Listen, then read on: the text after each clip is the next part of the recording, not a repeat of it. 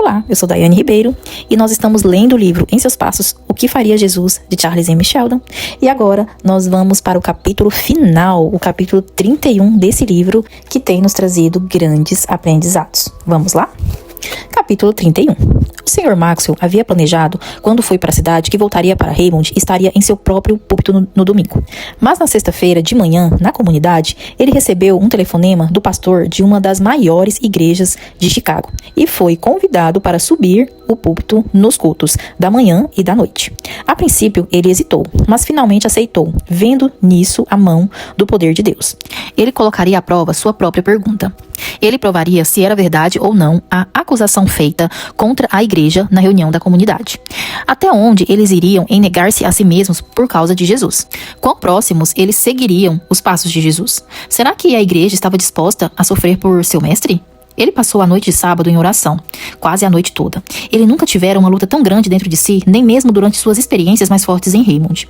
Na verdade, ele havia entrado em uma nova experiência. A definição de seu próprio discipulado estava passando por um teste adicional naquele momento, e ele estava sendo conduzido a uma verdade mais profunda no Senhor.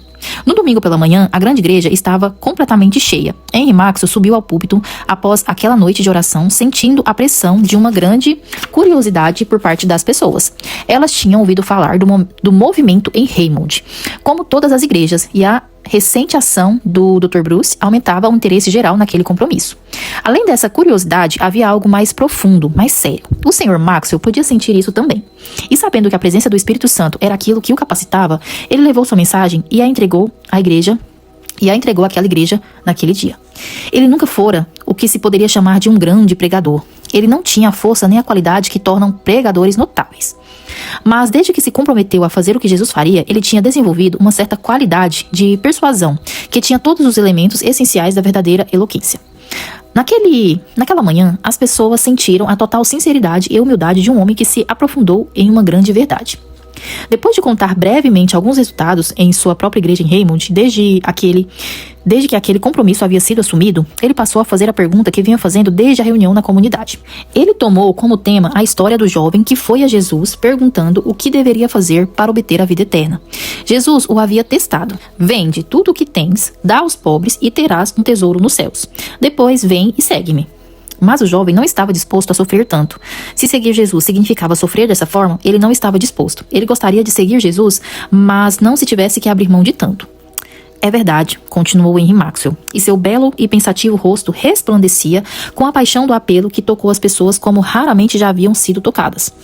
Que a igreja de hoje, a igreja que leva o nome do próprio Cristo, se recusaria a segui-lo se isso lhes custasse sofrimento, perda física ou um ganho temporário?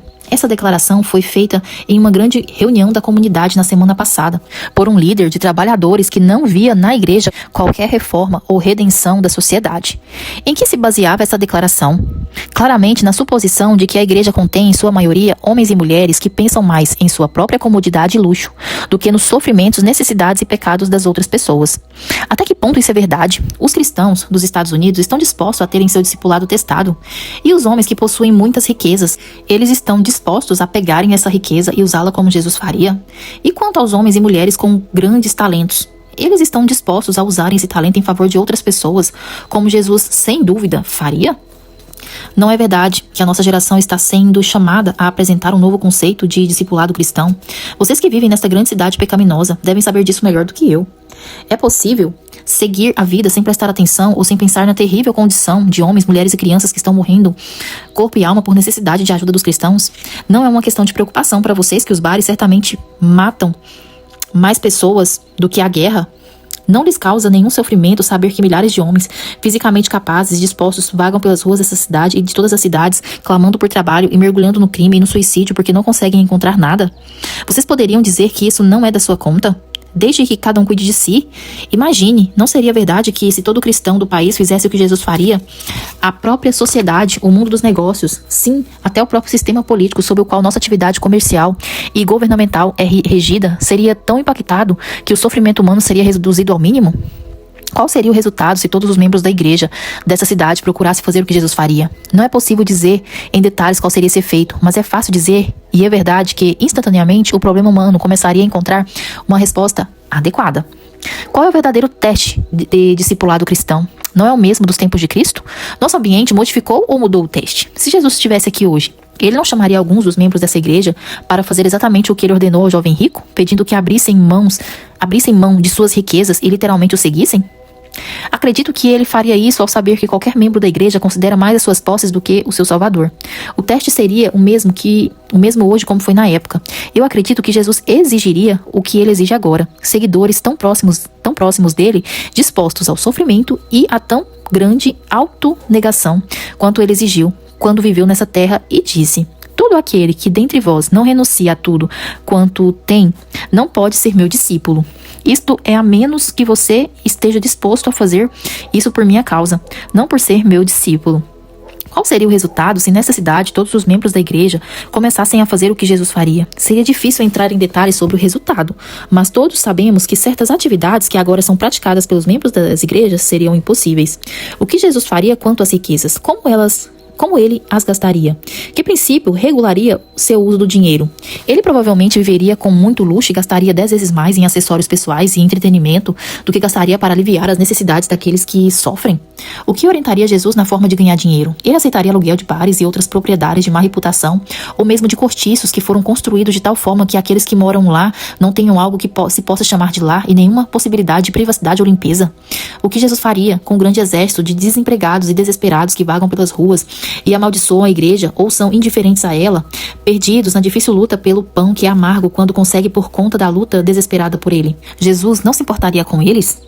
Ele seguiria sua vida com tranquilidade e conforto? Ele diria que não era da sua conta?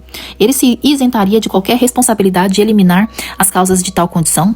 O que Jesus faria no centro de uma civilização que corre tanto atrás do dinheiro que as próprias moças que trabalham em grandes comércios não recebem o suficiente para se manterem sem enfrentar tentações terríveis tão grandes que dezenas delas caem e são arrastadas para o grande abismo? O que Jesus faria em lugares onde as exigências do comércio sacrificam centenas de rapazes em um negócio que ignora todos os deveres cristãos para com eles no que diz respeito à educação, ensino moral e afeição pessoal? Jesus, se estivesse aqui hoje como parte de nossa era industrial e comercial, não sentiria nada, não faria nada, não diria nada diante desses fatos que todo homem de negócios conhece? O que Jesus faria? Não é isso que o discípulo deve fazer? Ele não nos ordenou que seguíssemos seus passos? Quanto o cristianismo de nosso tempo tem sofrido por ele? Está negando a si mesmo em relação ao conforto, luxo, uma vida cheia de requinte? Do que nossos tempos precisam, senão de sacrifício pessoal? A igreja está cumprindo seu dever em seguir Jesus quando dá um pouco de dinheiro para estabelecer missões ou aliviar casos extremos de carência? Acaso é algum sacrifício para um homem com uma fortuna de 10 milhões de dólares simplesmente dar 10 mil dólares para algum trabalho de caridade? Ele não está dando algo que não lhe custou praticamente nada em relação a qualquer sofrimento pessoal? É verdade que os discípulos cristãos hoje, na maioria de nossas igrejas, estão levando uma vida tranquila, fácil, egoísta, muito longe de qualquer sacrifício que se possa ser chamado assim. O que Jesus faria? O que o discipulado cristão precisa enfatizar é o elemento pessoal.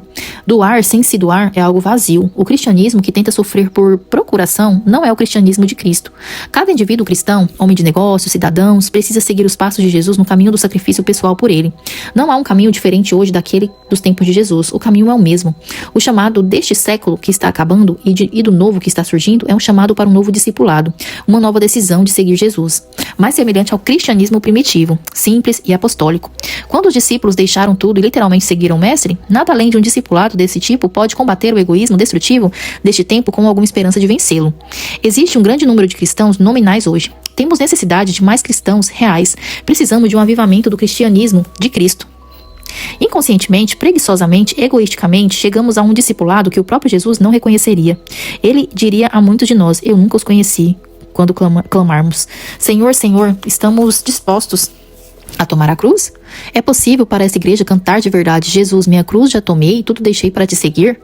Se pudermos cantar isso verdadeiramente, então podemos afirmar que somos realmente discípulos. Mas se a nossa definição de ser cristão é simplesmente desfrutar dos privilégios da adoração, ser generoso sem que isso nos custe nada, ter um tempo bom e tranquilo, rodeado de amigos agradáveis e de coisas confortáveis, viver com respeito e ao mesmo tempo evitar o grande estresse causado pelo pecado e pela angústia no mundo, porque são uma dor muito grande para suportar, se essa é a nossa definição de cristianismo, certamente estamos muito longe de seguir os passos daquele que trilhou o seu caminho com gemidos e lágrimas de angústia por causa dos perdidos. Aquele que suou por assim dizer, grandes gotas de sangue, que gritou na cruz erguida: meu Deus, por que me abandonaste? Estamos prontos para fazer e viver um novo discipulado? Estamos prontos para reconsiderar nossa definição de cristianismo? O que é ser cristão? É imitar Jesus, é fazer o que ele faria, é andar em seus passos. Quando Henry Maxwell terminou seu sermão, ele fez uma pausa e olhou para as pessoas com um olhar que elas nunca esqueceriam e no momento não entenderam. Aglomerados naquela igreja sofisticada, naquele dia, estavam centenas de homens e mulheres que durante anos viveram uma vida tranquila e satisfeita de um cristianismo nominal. Um grande silêncio encheu a congregação. Em meio ao silêncio veio a consciência de todos ali presentes. Uma percepção estranha para elas agora há anos do poder de Deus. Todos esperavam que o pregador convidasse os voluntários que se comprometeriam a fazer o que Jesus faria. Mas Maxwell foi guiado pelo Espírito Santo a apenas finalizar sua mensagem, desta vez, e esperar pelos resultados. Ele encerrou o culto com uma oração sensível que manteve a presença de Deus com cada ouvinte e as pessoas lentamente se levantaram para sair. Seguiu-se então uma cena que teria sido impossível se um simples homem estivesse sozinho em seus esforços para obter resultados. Homens e mulheres, em grande número, se aglomeraram ao redor da plataforma para ver o Sr. Maxwell e apresentar sua congregação ao compromisso de fazer o que Jesus faria. Foi um movimento voluntário e espontâneo que atingiu sua alma com um resultado que ele não podia imaginar. Mas ele não estava orando por isso. Foi uma resposta que mais do que satisfez seu anseio. Seguiu-se esse movimento um culto de oração que aparentemente repetiu a experiência de Raymond. No culto da noite, para a alegria do Sr. Maxwell, quase todos os membros que faziam parte da Endeavor Society foram à frente, como tantos membros da igreja haviam feito pela manhã, e de forma séria, solene e com ternura, assumiram o compromisso de fazer o que Jesus faria.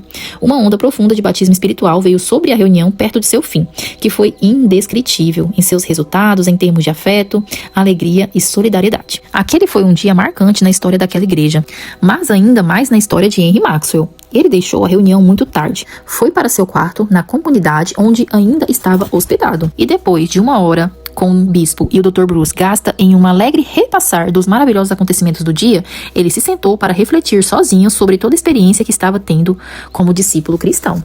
Ele havia se ajoelhado para orar, como sempre fazia antes de dormir, e foi enquanto estava de joelhos que teve uma visão do que poderia acontecer no mundo quando o novo discipulado fizesse parte da consciência de todos os cristãos. Ele estava plenamente consciente de estar acordado, mas não menos certo de ter visto certos resultados com grande clareza, em parte como realidades do futuro, em parte como grandes anseios que poderiam se tornar realidades. E foi isso que Henry Maxwell viu. Ele se viu primeiro voltando para a primeira igreja em Raymond, vivendo lá de uma forma mais simples e abnegada do que já estivera disposto a viver, porque viu maneiras pelas quais poderia ajudar outras pessoas que realmente dependiam de sua ajuda. Ele também viu, mais vagamente, que chegaria o tempo em que sua posição como pastor da igreja o faria sofrer ainda mais, devido à crescente oposição à sua interpretação de Jesus e sua conduta. Mas isso parecia vagamente em sua visão. Em meio a tudo isso, ele ouviu as palavras: "A minha graça te basta." Ele viu Raquel Winslow e Virginia Page continuando com seu trabalho no retângulo e estendendo mãos amorosas para ajudar pessoas muito além dos limites de Raymond.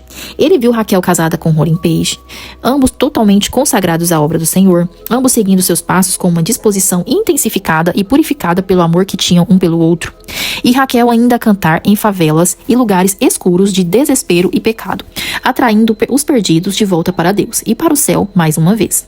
Ele viu o diretor Marsh da faculdade usando seu grande aprendizado e sua grande influência para limpar a cidade e para enaltecer seu patriotismo, para inspirar os rapazes e moças que o amavam e o admiravam a uma vida de serviço cristão, sempre ensinando-lhes que a educação significa uma grande responsabilidade para com os fracos e ignorantes. Ele viu Alexander Paris enfrentando duras provações em sua vida familiar, com uma constante tristeza pelo afastamento da esposa e dos amigos, mas ainda seguindo seu caminho com toda honra, servindo com todas as suas forças ao mestre, a quem ele havia obedecido, ainda que isso tenha lhe custado sua posição social e a perda de sua riqueza.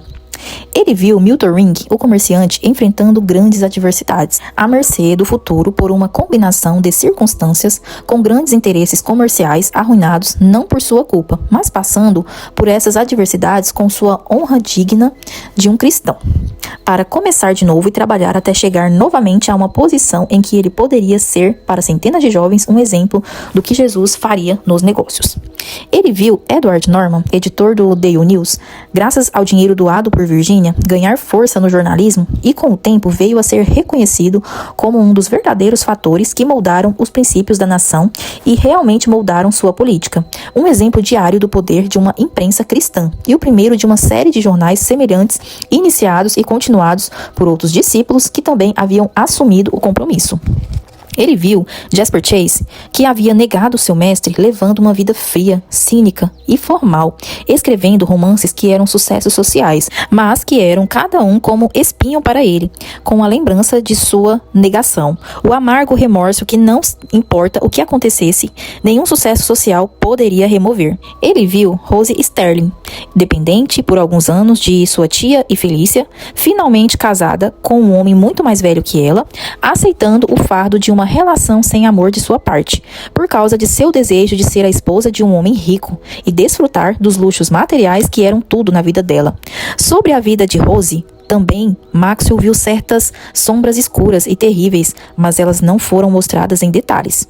Ele viu Felícia e Stephen Clyde casados e felizes, vivendo uma bela vida juntos, entusiasmados, alegres, no sofrimento, derramando seu grande, forte e fragrante serviço nos lugares difíceis, escuros e terríveis da grande cidade e alcançando os perdidos por meio do toque pessoal de sua casa, dedicada àqueles que tinham necessidade de um lugar para chamar de lar ao seu redor. Ele viu o Dr. Bruce e o bispo continuando com o trabalho da comunidade. Ele parecia ver o grande lema resplandecente: o que Jesus faria, ampliado sobre a porta, e por meio dele todos os que entravam na comunidade seguiam os passos do mestre.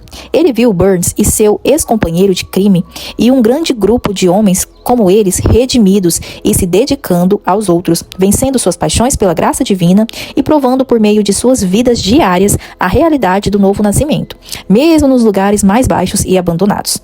Nesse momento, a visão estava tumultuada. Pareceu que, ao se ajoelhar, começou a orar e a visão era mais um anseio de futuro do que uma realidade no futuro.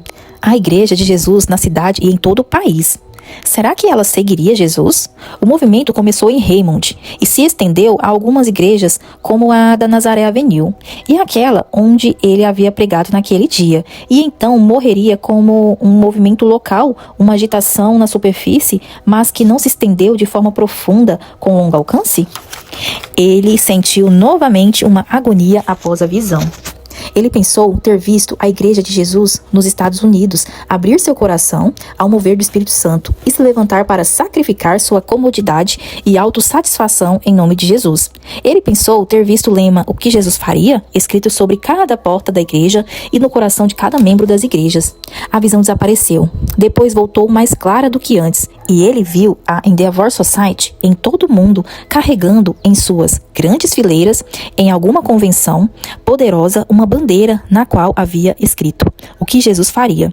E ele pensou ter visto no rosto dos rapazes e moças uma alegria futura em meio ao sofrimento, à perda, à abnegação, ao martírio. E quando essa parte da visão se apagou lentamente, ele viu a figura do Filho de Deus acenando para ele e para todos os outros personagens da história de sua vida.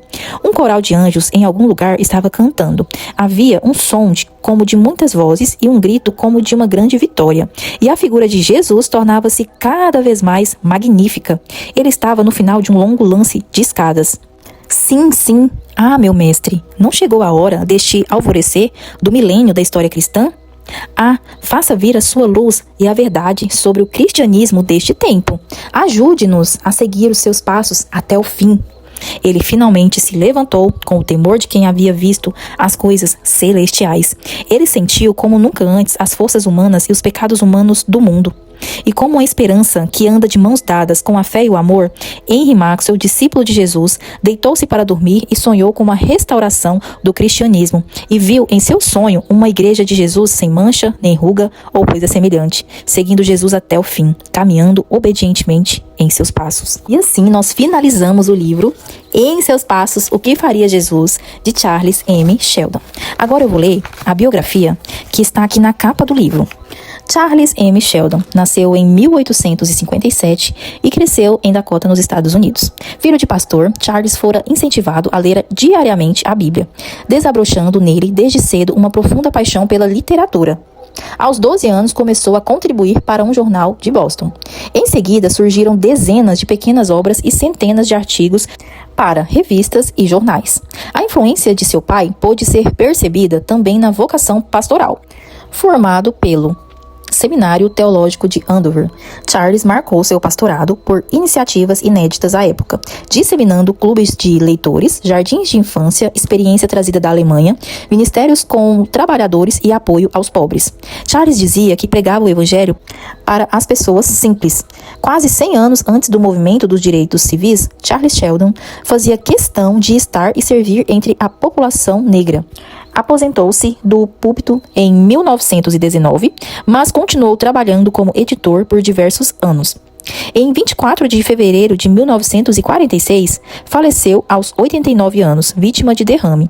Sua obra mais popular, Em Seus Passos, O que Faria Jesus, tornou-se o 9º livro mais vendido da história. E assim nós finalizamos este livro, Em Seus Passos, O que Faria Jesus, de Charles M. Sheldon. É o nosso primeiro livro lido aqui no podcast e também está no YouTube. Ele também está sendo postado no YouTube. E a grande lição, né, que esse livro nos traz é sobre a gente começar a praticar mais a fé, a de fato mesmo seguir os passos de Jesus aqui na Terra. É fazer a pergunta, o que Jesus faria nessa situação? O que Jesus falaria nessa situação? Qual seria a decisão de Jesus diante disso, diante daquilo? Então é sobre isso, é sobre a gente de fato mesmo colocar Jesus à frente de toda a nossa vida, diante de todas as nossas situações. E é isso, gente, aqui nós finalizamos esse livro, Em Seus Passos, O que Faria Jesus. Compartilhe com seus amigos, com seus parentes, com seus familiares, com pessoas conhecidas, com pessoas que precisam, né, escutar essa história. Muitas vezes a gente não tem tempo de pegar um livro para ler, então ali a gente coloca um fone de ouvido ou na ida e na volta do trabalho a gente conecta o Spotify, né, no carro ou no celular mesmo e vai escutando ali a história. Então, a intenção desse podcast, né, a intenção é essa, de poder ler, né, essas histórias e compartilhar com pessoas que às vezes quer saber da história, às vezes tem curiosidade de ler um livro e não tem tempo, mas, né, na ida e na volta do trabalho, enfim, nessa correria do dia a dia, vai conseguir escutar sobre esses livros, né, sobre essas histórias tão legais, tão interessantes. Então compartilhe e eu espero de coração que vocês tenham gostado. Foi o nosso primeiro livro lido aqui, completo, né, no Spotify e no YouTube também. E é isso, e até o próximo livro.